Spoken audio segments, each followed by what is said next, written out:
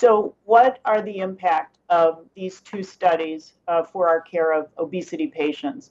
The first thing to recognize is that both of these studies evaluated extremely obese patients, so body mass index above 40.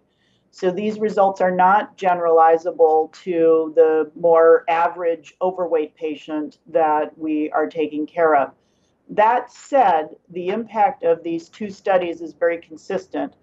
Both of them identified increased mortality associated with this extreme obesity. The biology of that is not entirely clear, but certainly in the second study, it indicated that access to angioplasty and all of the complications that can occur in extremely obese subjects plays a role. So cardiologists need to be aware and take note of these studies. So what advice would we give to practicing physicians for the care of extremely obese patients?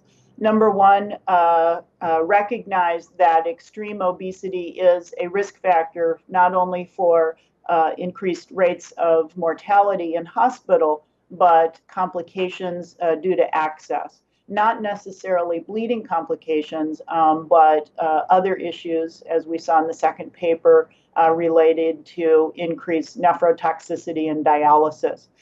So care and attention to weight-based protocols, working with your hospital to have the right equipment to handle these extremely obese patients is important.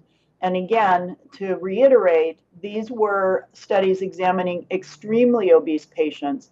The obesity paradox, where overweight patients actually do better than underweight patients or extremely overweight patients, remains. And we need to know more about that because, again, there may be things that we should be doing differently for our very lean as well as our extremely obese patients that could improve outcomes to match those of our overweight patients.